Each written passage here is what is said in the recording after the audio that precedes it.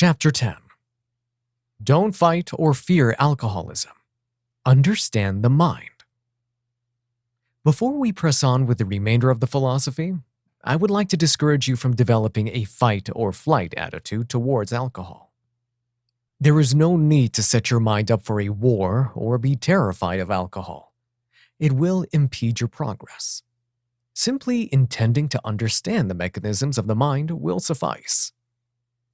No fighting. Words are powerful tools for programming the mind. When we affirm to ourselves that we are going to fight alcoholism, we plant ideas of battles and difficulties in our mind. This is liable to bring about a self-fulfilling prophecy. We don't have to fight anything. We just need to understand. The word understand primes the mind in a way that promotes open-mindedness and wisdom. It puts the mind at ease and consequently makes it more efficient. Understanding involves no resistance, whereas fighting does, and resistance places strain on our resources. To illustrate the significance of this fact, read and feel the full force of the following two statements. I will fight my alcoholism and survive. I will understand my mind and radically transform my life. Did you feel yourself getting uptight when reading the first statement? Jaw clenched? Make a fist? Did the second statement imbue you with a sense of relaxed optimism? Don't set yourself up for an unnecessary war. Choose your words wisely. No fearing. Relapse is often associated with the myth that alcohol is cunning, baffling, and powerful. No. It can't be. A liquid is not endowed with such capabilities. It is the unpredictability of your mind that's cunning, baffling, and powerful. The adage that alcohol is cunning, baffling, and powerful is a myth. A liquid is not endowed with such capabilities.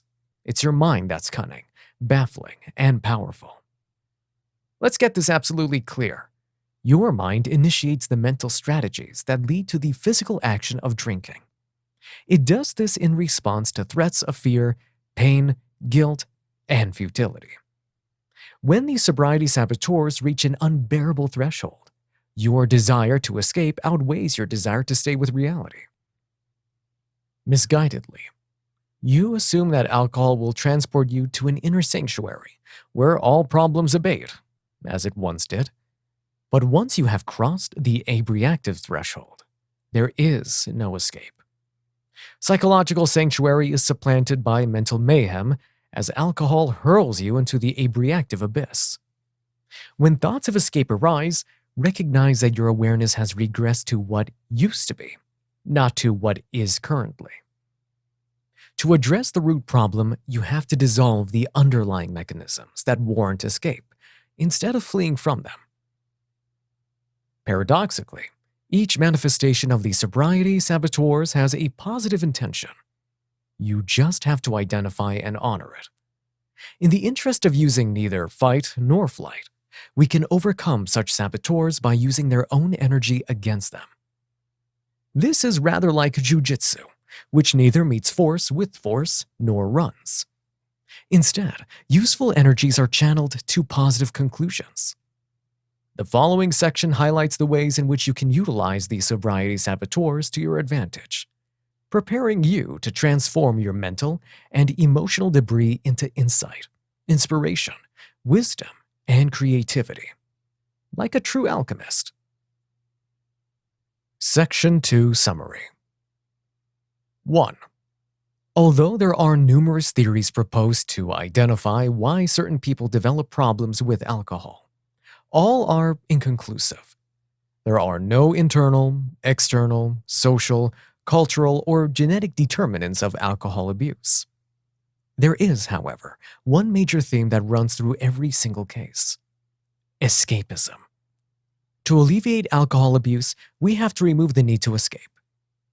By educating and cultivating the mind and transforming our mental debris into insight, we banish the threat of the sobriety saboteurs: fear, pain, futility, and guilt, and disable the need to escape. Once we grasp that life is a journey of infinite possibilities, an adventure playground filled with innumerable opportunities, the need to escape disappears. 2. Inhibiting memory with alcohol and temporary forgetting your problems doesn't solve anything.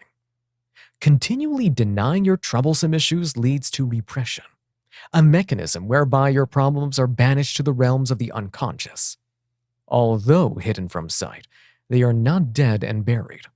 They are buried alive and must find a means of expression. Unresolved issues will always return to mount an assault on your life that is both bewildering and destructive. Phobias, severe mood swings, irrationality, paranoia, unpredictability, aggression, neurosis, and psychosis. The moral of the story is as follows. The most effective way to escape your problems is to solve them.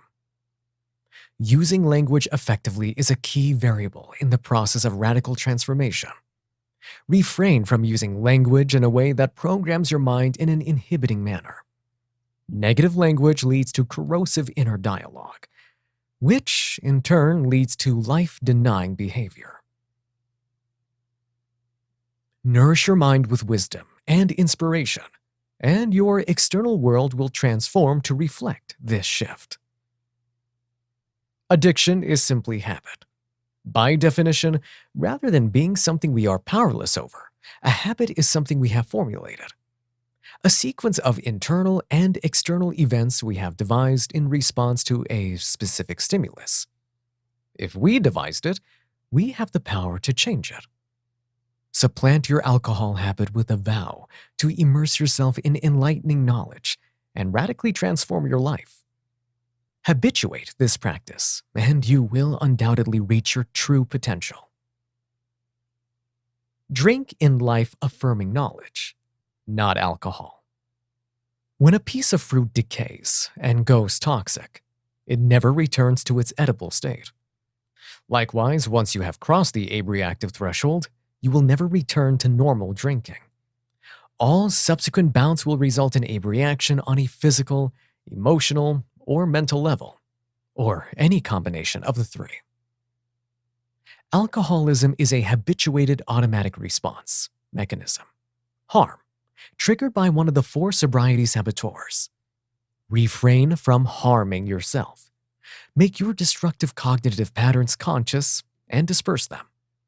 The resulting psychic space can then be filled with inspiration, insight, creativity, joy, and wisdom. Willpower, supported by toward and away from motivation, will overcome won't power. Don't fight alcoholism.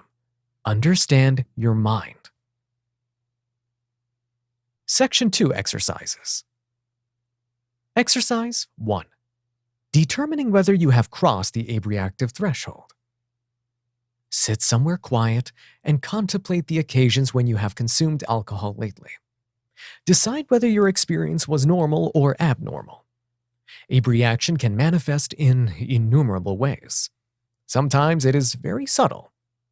Below is a list of examples.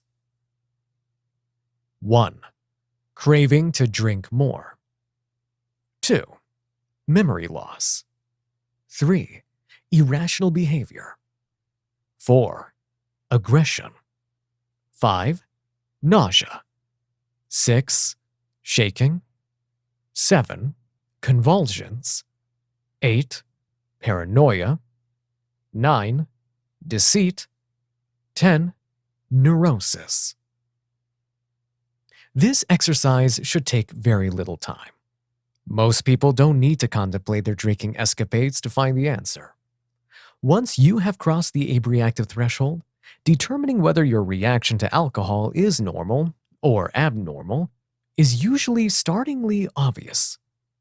If you come to the conclusion that you have crossed the abreactive threshold, then the rest of this book will reveal a philosophy for life that will propel you into a 4th dimension of existence. Exercise 2. Motivation. Take a pen and paper and make an inventory of all the things you will move away from when quitting alcohol. For example, hurting your family or embarrassing yourself, etc. Repeat the process above, but this time list everything you want to attain or move towards in sobriety. For example, a new career or a happy family life.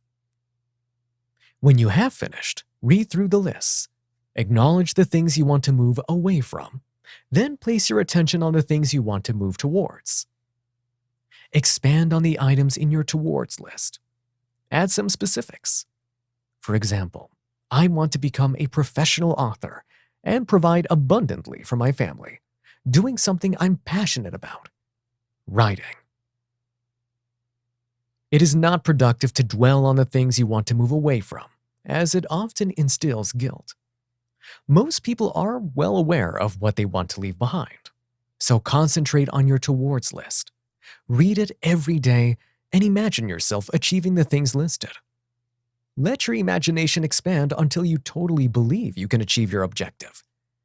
Keep your mind focused and allow the energy evoked to fuel your willpower to reach your optimal potential. This procedure is so powerful that we will explore it further in the forthcoming pages.